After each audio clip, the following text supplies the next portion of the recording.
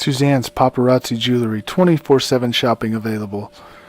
160920 is the code. Show her some love, like she showed us.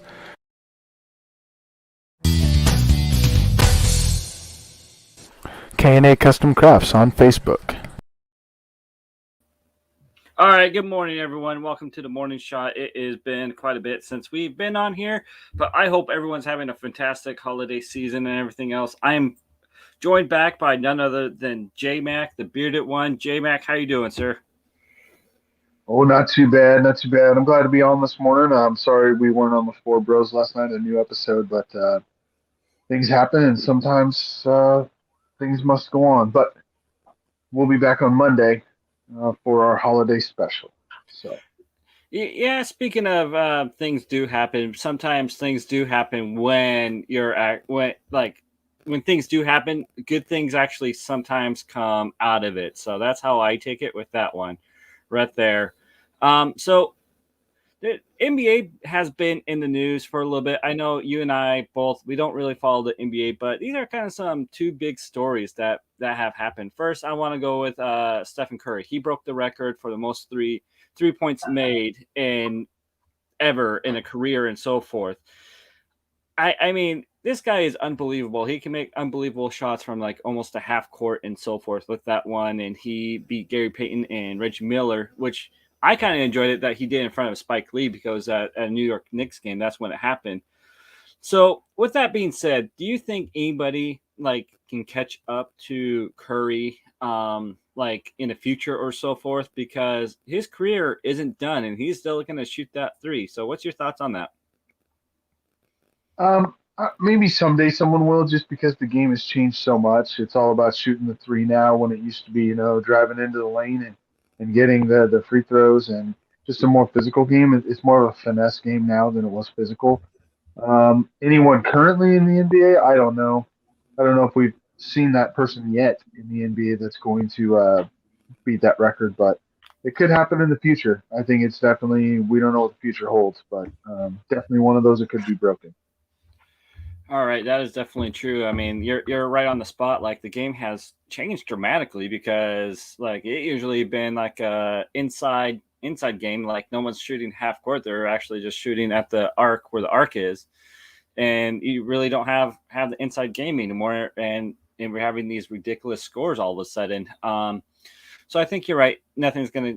I think the game's gonna evolve, and maybe one day someone will catch him. And on the other side of the NBA moves, Kyrie Irving. He did not even start this season due to the fact that was he said that he didn't want to get vaccinated. And with that being on his status, he just couldn't play in New York, but he could play in other cities, but the team decided to not let him practice and so forth. But now he is able to return and be a part-time player. He's still unable to play in New York and also in Canada. Do you think with him being added back to the Nets, like that that he's an improvement to the Nets, even though they're going through some COVID issues as well?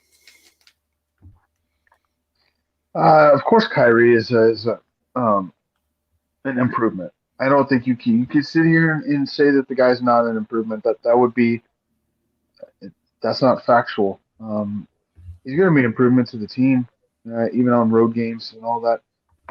I just think that he's the guy is making a point, as far as whether you agree with him or not. He at least is doing it the right way and taking his stand, telling you, well, you don't want me back for this reason, which is, my personal opinion about my medical status. So then I won't play. And so he's kind of forcing the Nets and the NBA's hand at this point. So he's doing it the right way, and he's not out there blasting other people and telling them that they're wrong. He's just saying that that's what he believes in and his own conviction, and that's the way everyone should be saying things, instead of blaming it on the other person. But yeah, I enjoyed that he took a stand, and we got Isaiah on here. He says, good morning to you, sir." And I got to give someone credit regarding this. You might not like it. I got to give there's one thing that I like LeBron James that he actually said this season, like you do you, pretty much about this whole status, and that's what we all need to focus on. You do you, and so forth with that. But my biggest issue with this is we're allowing the NFL players to play up in the New York, like even though they're not vaccinated. But why are we single out one single person with that? And that what bugs me the most. So I hope this all comes to an end and so forth. And that is probably the end of my rant regarding that. Do you have anything else to play on top of that? Well, I mean, the problem with it is it was the NBA. It was the NBA's Player Association is the reason that these rules are the way they are. And obviously the NFL took a different stand on that. So we can blame it more on what they accepted versus what they didn't accept, and look at it as a whole. Um, but yeah, it's your own personal medical opinion. You can't tell someone, in my opinion, that they have to do something that they don't want to do. And he took a stand, and I do agree with something that Ace just brought up, saying that that's what I disagree with. They won't let him play at home, but fans are allowed in, even with a negative test. It makes no sense, and he's right. It doesn't make any sense. And we don't know the backstory and all this. We don't know the reasons why, but there are things that don't make sense, and that's definitely one of them. So. All right. Thank you for your input on that one. We're just going to bury that right there on this show. So let's jump into the NFL, something that we actually know a little bit more about. Did you catch the Thursday night game between the Chiefs and the Chargers? I caught about, I would say that I caught half of the second quarter and maybe, most of the third quarter, because I was doing some holiday stuff that night, and that's about what I caught while we were eating at the restaurant. But yeah, I caught probably a quarter and a half of the game. All right, yeah, it was a pretty good game. Like I was rooting for the Chiefs, of course, and if the Chiefs would have won, they would have beaten or actually, excuse me, I was rooting for the Chargers. I'm gonna put that right there. I was rooting for the Chargers because if the Chargers would have beaten the Chiefs, they would have like swept the Chiefs for the first time in like 12 years or something like that. Some crazy stat like that, or in 12 games. I mean, it came down to the wire, and I don't know if you saw how many times that the Chargers went on it on fourth down with that one, but it reminded me back when Ron Rivera was with the Carolina Panthers. They called him Riverboat Ron, because all he took that gamble when it was like that 4-2 and 4-1, and like they were pretty successful. And I gotta say, I was with the Chargers. I'd say go for it. If you're 4-1 and you're down in the other team's territory and so forth, I'd say go for it. What is your stance on the 4th and 1, and how many chances that they took during that? You know, I first thing I want to say is that we have been missing in the NFL. We've been missing a rivalry like Brady and Manning for the last 5 or 6 years now. Yeah. And I think that we found our Brady and Manning rivalry in the AFC West in Justin Herbert and Patrick Mahomes. If we have to watch those two guys play against each other for the next 10 years, I think that we're in a very good place in the NFL, that's for sure. But it's a gamble, but you're either going to be the hero or the GOAT. That's really what it comes down to. And they took a chance. They didn't make it, but you can't say that they were conservative. You can't say that they didn't have a chance to win the game, because they did. And yeah, you take those points off the board, you probably would have won in the end if you kicked a couple field goals, but you take your chances, and unfortunately they didn't make those. But I got no problems with the way they played that game. No problems at all. Yeah, I don't either. I mean, they were trying to take a chance. They're trying to beat their rivals. If they would have beaten the Chiefs, they would have been on top of the AFC West, believe it or not. And I do believe, speaking of the Chiefs, I think you and someone other person saying that the Chiefs were not going to make the playoffs, or that they're done. I think on the Four Bros. I think that was you and someone else saying that they were cooked. but the Chiefs have won actually 7 straight games. They're tied with the most straight games won with the Patriots. Are we going to see a Patriot Chiefs showdown? I hope so. I hope we do, because outside of Bill Belichick and Andy Reid, I mean, you have some good coaches in the NFL this year.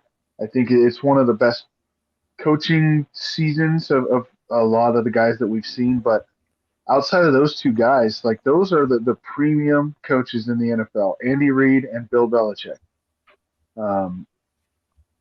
And so I would love to see that matchup. Even in the AFC Championship game would be amazing. Just the winner goes to the Super Bowl.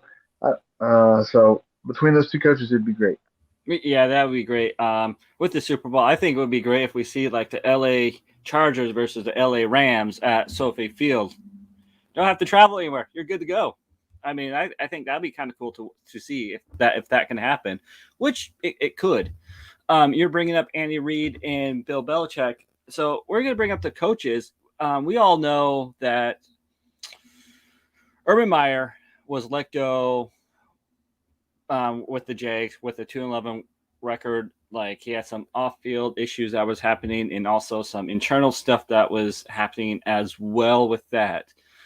Being a college, going to the pros, I think it is tough, because with Urban Meyer, I can see one aspect of Urban Meyer is like he used to coaching like teenagers, like young adults who actually need to be yelled at and stuff. I don't think he had time. I don't think he could not adjust to the pro level with that. What were is that the same take that you're thinking about with Urban Meyer? Yeah, I could see that, but more than Urban Meyer, I mean, you got Steve Spurrier. I mean, Pete Carroll's done okay coming to the NFL, but Nick Saban came to the NFL. He failed miserably. Again, Steve Spurrier never did anything really. Those are the two that jump out at me. Chip Kelly didn't end up being a good NFL coach. Jim Harbaugh wasn't a great NFL coach. These guys that came from college that really never transitioned to the NFL game. And it's tough. Now, Urban Meyer, I do think he was so good in college because the kids in college, they're looking up to you for you to teach them how to play the game of football, how to properly play, how to play at a high level and win games. The guys in the pros that are getting paid to do it, they've already gotten to that level. They don't need you to tell them how to go out there and play in the NFL. And some of his coaching decisions were just boneheaded decisions. Why would you bench James Robinson for Carlos Hyde? That one did not make any sense to me. And I think they were talking about Cisco on the defensive side, who was one of their top draft picks. And the question was, well, do you think he's going to get into the game more and play? And Meyer's answer was, well, I think he's playing a lot right now. He played 0 defensive snaps in that game after they asked him that. So he doesn't even know who's playing on his team. I think more for him, it was more of a status. You know, I'm the head ball coach, so I'll do what I want. And definitely his ego got in the way of being able to coach a team. That is true. You brought up Pete Carroll. This is his second stint in the NFL. He was with like the New York Jets, the New England Patriots, and then he went down to coaching to college, and now he's back with the Seahawks, which everyone puts him on the shrine over here in the Pacific Northwest. But Keen's Dennis Erickson, that was another one. Oh yes, that is definitely true. And the Arizona Cardinals coach, he came from a college ranks, from I believe I want to say Texas A&M, and looks like he's been doing all right for himself. But this is his second season, so I'll give him 2 more seasons so I can make that call. What's your thoughts on that? Yeah, I mean, there's a few that have broken through and done fine in the NFL. I'm not saying that they all fail.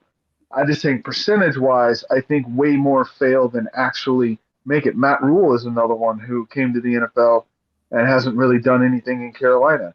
And so more fail than succeed. There are going to be those couple that make it through.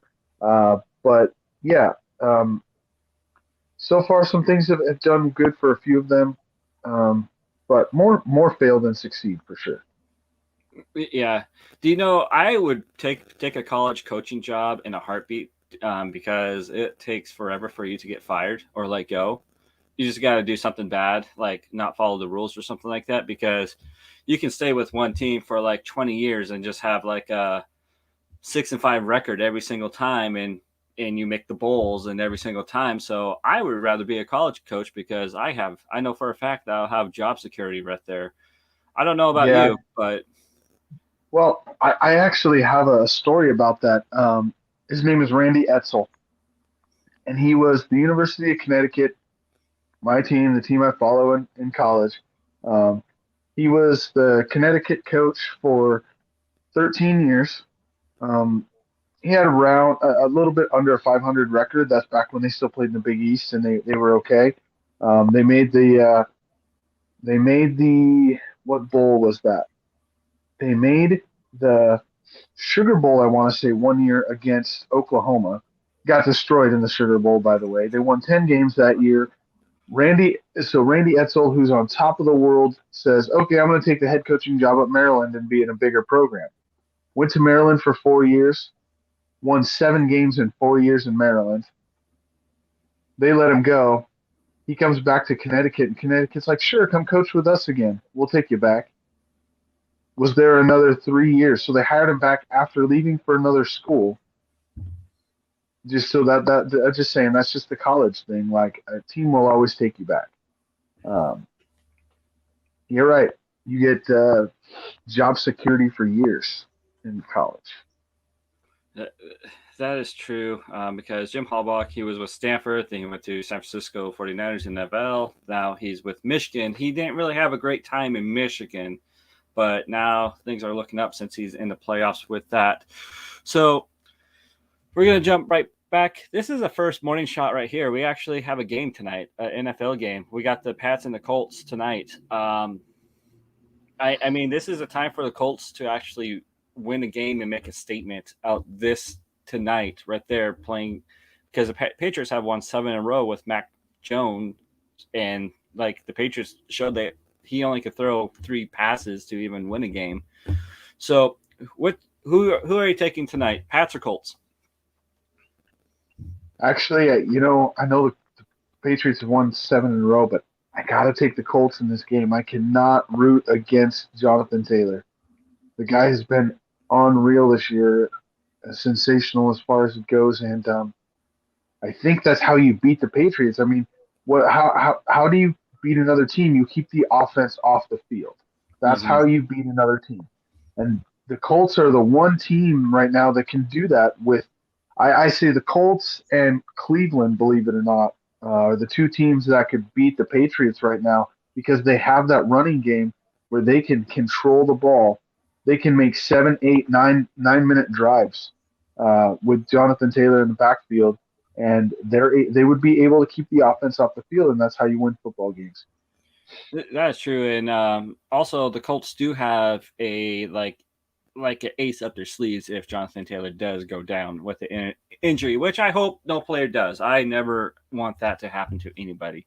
But Hines, he's been with the Colts for a bit now, but he does have some explosive plays, and like I think it was like the last Thursday night game that the Colts were playing against the Jets, and I was worried because in one of my fantasy leagues I have Taylor, and Taylor only had like 2 rushes, as Hines had like 2 touchdowns already, and like 60 yards of passing and like 40 yards of rushing. And I mean, like I think the Colts have a 1-2 punch, kind of like what you said, what Cleveland does. And guess what? I pick for my Super Bowl pick, like at the very beginning of the season, like on the AFC. Colts. I said the Cleveland Browns. Oh, Cleveland Browns. Okay. Yeah, before the trains went off the rails. Yeah, but well, here's the other thing is that I look at the quarterback position, and again, Mac Jones, he's played a great year. I mean, he's probably going to win Rookie of the Year. I'm not the offensive Rookie of the Year. I'm not going to deny that. But when I look at it, and the experience is, say Jonathan Taylor has a decent game. Okay, he only runs for 80 or 90 yards. You put it in Carson Wentz's hands to win you the game. Who do you trust in that situation, Carson Wentz or Mac Jones? Carson Wentz has been proven as a pro over and over again. So I'm going to trust Carson Wentz a little more in that situation. That is definitely true. Because I think the Patriots has a Star Wars out there, the Empire and everything else, and Belichick is the Emperor and so forth, and his quarterback is his like little Sith Lord and so forth. I kind of got nerd. I'm kind of nerding out right now, but that's how I view the Patriots By with the that way, one. if you worry about that, yeah, I have a Star Wars shirt that, yeah. So nerding out is something that we could start a Star Wars show, but that's this topic for another time. Yeah, that is definitely a topic for another time. So we're sticking with football. We're going to college because it is bowl season. It started yesterday against Eastern Minute Eastern Tennessee, Mid Tennessee, and also Toledo with Eastern Tennessee in the Bahama Bowl. They came out as winners with that. Are you excited for bowl season? I always like to watch the Bulls, but I even though it's the New Year's Six that everyone talks about, I like watching these bowls. These bowls of the smaller schools where they can get someone on the national spotlight and get some players that you may not normally see, um, and that you can see, watch them and see where they're going to go as far as they got NFL talent. Because some of these smaller schools have one or two guys that are really, really good at playing football, and an unfortunate circumstance, led them to not be in a Power Five school. Um, so definitely watching these games is way more exciting than watching the big games. Yeah, one game is about to happen within in about 10 minutes. I'm actually excited for it. It is the South Carolina Bulldogs versus Jackson State Tigers, where Deion Sanders is the coach over there. And I don't know if you saw the news that he flipped like the number one, two, or a recruit that was going to who was picking Florida State, but he was able to flip him to go to Jackson State, which I thought was awesome. Like the little guys actually got a win with that one, so I think that helps with primetime being the coach there. So I mean, the recruiting wise, you think about it, recruiting wise, who's a bigger name than Deion Sanders? There isn't one, no, as far as that goes. And you can go to him, you can be like, sure, go to Florida State. Absolutely, that's your right. Go to Florida State, sit on the bench, okay? Sit on the bench for 2 or 3 years, and then get to play in your last 2 or 3 years. Or come to Jackson State, where you start as a freshman, and you're going to play 3 or 4 years, depending on if you leave after your junior year or not. But I'll get you to the NFL, where yeah, you want a chance at a national championship, go to Florida State and sit on the bench, or come to Jackson State, start and have a shot at the NFL. That's the difference, and that's a great recruiting tactic that Deion Sanders would have as well. oh yeah, and imagine all the stories that we're gonna get out of it. Like I would hate to say it, but they're a smaller college, and I would love to see like how the smaller college kind of like David versus Goliath type scenario, defeating all the odds out there, and all these players are starting to like become like professional athletes afterwards, and not only just professional athletes and maybe Hall of Famers and so forth. That's what I'm looking forward with that one. Yeah, I think so. Yep. So that is going to happen about, I want to say, about 9 minutes now. So I just want to go into a little bit of baseball news. The New York Mets, they're looking for another manager. I don't know if you saw the name that made the finalist, the biggest name that there is for managers, Buck Showalter. Do you think that he will get the job and able to lead the Mets to a actual winning season? I don't think the Mets have a winning season. I don't ever want the Mets to have a winning season. You're talking to the arch rival of the New York Mets. So sure, do they get Buck Showalter? I mean, that's the name they should get if they want to sell tickets. But selling tickets in the Mets, that's about what they do. And I don't know. I don't know that that's the right hire, but honestly, they need more bats, and they're not bringing in any sluggers. They got one good hitter in the middle of their lineup, um, and they keep getting more pitching. Which, sure, pitching wins games, can lead you somewhere, but if you can't hit, you can't score runs. And so get your manager to sell tickets. That's fine, but you need to bring in a big name too on the offensive side of things. All right, so it's that time. It is time to take our shot. This is our rant and rave part of the day. So I am gonna rave about the Montana State Bobcats. They're in the semifinals for the FCS in the finals. I talked to Bodine Sanders about this because last week, if my Montana Grizzlies would have won, they would have played against his Villanova Wildcats. So we were like crossing our fingers and so forth, seeing if that would happen. But unfortunately, it didn't. Both teams lost, but I still got one team remaining is the Montana State Bobcats, and they play today at 11 a.m. Pacific time. So I'm on ESPN2 of all places for FCS. So that's my Raven, taking my shot with that one. Go Montana State. So what's yours? I'll say that I take the fact that I will tell you that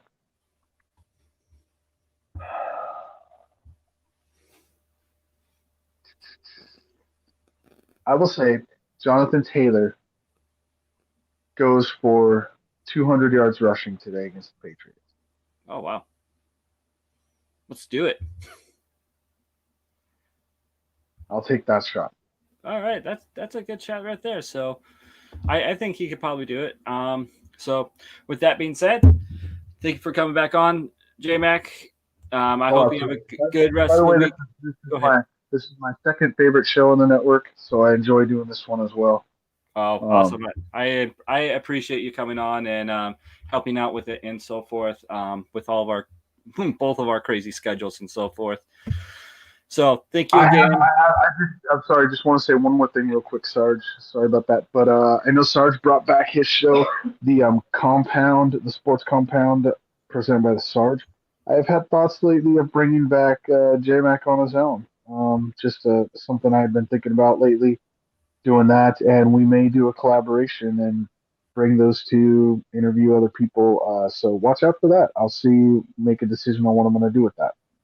All right, you heard it right there on the morning shot that J-Mac might be coming back on the solo rounds, kind of like how the Sarge did. So with that, check out Sarge, the Sports Compound with the Sarge. It is fun. I'm working on a new entrance video with that. Also with the Four Bros, I'm working on with as well.